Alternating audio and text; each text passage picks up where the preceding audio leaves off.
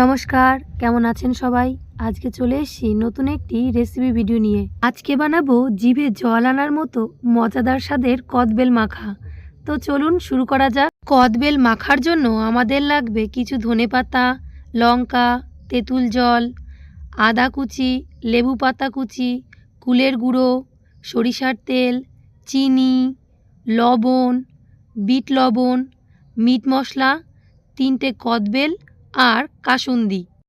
এবার একটা কদবেল নিয়ে সেটাকে ফাটিয়ে নেব আর এর ভিতর থেকে কদবেলটাকেও ছাড়িয়ে নেব।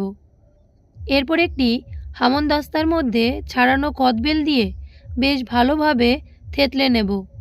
এখানে খুব ভালোভাবে থেতলে নিতে হবে যাতে কোনো রকম শক্ত ভাব না থাকে। এখানে আমি সমস্ত কদবেল ছাড়িয়ে থেতলে নিয়েছি। এবার হামানদিস্তার মধ্যে নেব 3 টুকরো আদা, নেব কিছুটা ধনেপাতা আর নেব স্বাদ অনুযায়ী কটা লঙ্কা। এবার এই সব কিছু একটু বেটে নেব আর বাটা হয়ে গেলে এই সমস্ত মিশ্রণ কদবেলের মধ্যে দিয়ে দেব। এরপর দেব 4 চা চামচ চিনি, দিয়ে দেব 3 চামচ বিট লবণ আর দেব 2 চামচ বাড়ির লবণ,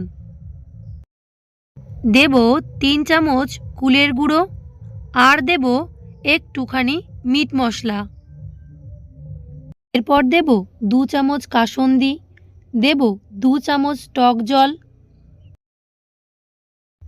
এরপর এই সব কিছু ঘুটানাটা দিয়ে ঘেটে ঘ করে দেব আর ঘেটে ঘ হয়ে গেলে এর মধ্যে 2 চামচ সরিষার তেল আর কটা লেবু পাতা কুচি মিশিয়ে নিলেই আমাদের কদবেল জিভে জল আনার জন্য একদম রেডি।